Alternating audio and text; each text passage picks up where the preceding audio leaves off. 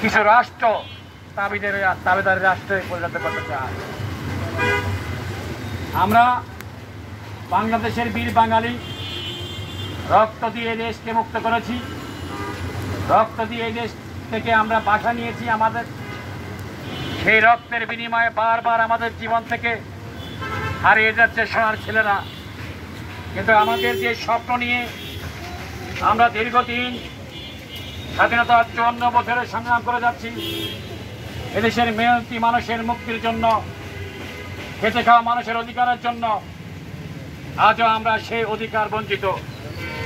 দুঃখের সাথে বলতে হয়, জুলাই বিপ্লবের মধ্য দিয়ে যে স্বপ্ন আমরা দেখেছিলাম, বৈষম্যহীন একটি স্বাধীন সার্বভৌমত্ব গণতান্ত্রিক রাষ্ট্র বিনির্মাণের যে স্বপ্ন আমরা দেখেছি, আজ আমরা সেই স্বপ্ন বাস্তবায়নে আমাদের সামনে বাধা হয়ে দাঁড়িয়েছে কিছু মহল।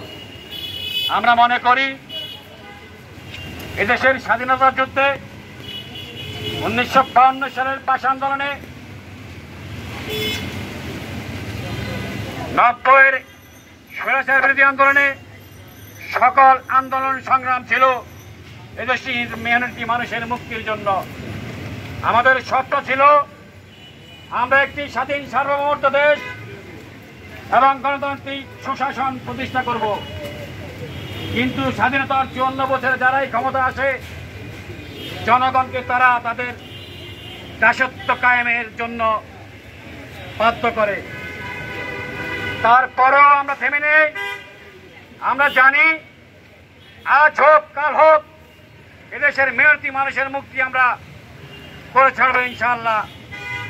আমরা দেখেছি সেদিন আমাদের সেই ছাত্র জনতার মধ্য থেকে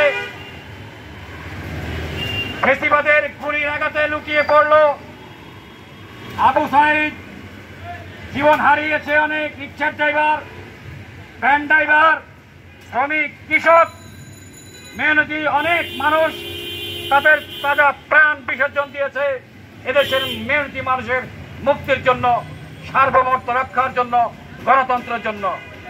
আমরা বলবো এদেশের মানুষের মুক্তির জন্য প্রগতিশীল জাতীয়তাবাদী দল বিএনপি 1984 সাল থেকে আজ পর্যন্ত রাজপথে শাখার উদ্যোগে পথসভা শুধু আমাদের একটাই দাবি, এদেশের মেহনতি মানুষের মুক্তি, বিএনপির মাননীয় চেয়ারম্যান জনগণের পূর্ণ গণতান্ত্রিক অধিকার, উপস্থিত প্রেসিডিয়াম এই হলো আমাদের অঙ্গীকার। সালামউদ্দিন ঠাকুর, আপনারা জানেন ও কেন্দ্রীয় এদেশের মানুষ সিরাজুল ইসলাম সিরাজ দীর্ঘ 15 বছর নিজের গণতান্ত্রিক অধিকার, ভোট দেওয়ার অধিকার থেকে বঞ্চিত হয়েছে। এখন আমরা আছি শিকার হয়েছে খুন, গুম, চত্বরে হামলা, মামলা, নির্যাতনের। এমনও হয়েছে দেখেছি মায়ের গর্ভের শিশুকে পর্যন্ত গুলিবিদ্ধ হতে হয়েছে। এই করুণ পরিণতির বিরুদ্ধে সকল রাজনৈতিক দল, কৃষক, শ্রমিক, ছাত্র জনতা ঐক্যবদ্ধ মোকাবিলার মাধ্যমে 5ই আগস্ট স্বৈরাচারের বিদায় ঘটিয়েছে। তার পরবর্তী বর্তমান অন্তর্বর্তীকালীন সরকার তিনি আমাদের মাঝে এসেছেন। আমরা আশা করেছিলাম তিনি বাংলাদেশকে একটি গণতান্ত্রিক চর্চার মাধ্যমে, সুশাসনের মাধ্যমে, জনগণের ভোটের মাধ্যমে একটি গণতান্ত্রিক জনগণের নির্বাচিত সরকার উপহার দেবেন। কিন্তু দুর্ভাগ্যের বিষয় এখনো আমরা দেখতে পাচ্ছি নির্বাচন নিয়ে বিভিন্ন ষড়যন্ত্র হচ্ছে। বর্তমান সরকার সংস্কারের কথা বলছেন, আমরা চাই সংস্কার হোক, কিন্তু সেই সংস্কার কবে হবে? আমার দেশের মানুষ বেকার হয়ে যাচ্ছে, অর্থনৈতিক অবস্থা ধ্বংস হয়ে যাচ্ছে, মানুষ দিন দিন বেকারত্ব বাড়ছে।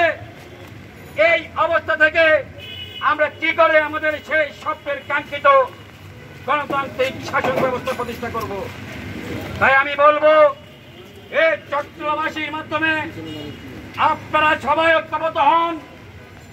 আমরা সকলে মিলে একটি সোনার বাংলাদেশ গড়ে তুলব, যে দেশে কোনো বৈষম্য থাকবে না, যে দেশে কোনো হানাহানি থাকবে না, যে দেশে কোনো দর্শন থাকবে না, যে দেশে কোনো দুর্নীতি থাকবে না, যে দেশে কোনো লুটেরা থাকবে না, সেরকম একটি দেশ বিনিময়ের শপথ নিয়ে আজ এই চট্টগ্রামের মাটিতে প্রগতিশীল জাতীয়তাবাদী দল বিএনপি আপনাদের মধ্যে হাজির হয়েছে। প্রিয় বন্ধুরা আমার, আমি দীর্ঘ ৩৫ বছর এদেশের মেহনতি মানুষের মুক্তির জন্য রাজপথে নিজেকে এই জনগণের জন্য সার্বভৌমত্বের জন্য উৎসর্গ করেছি।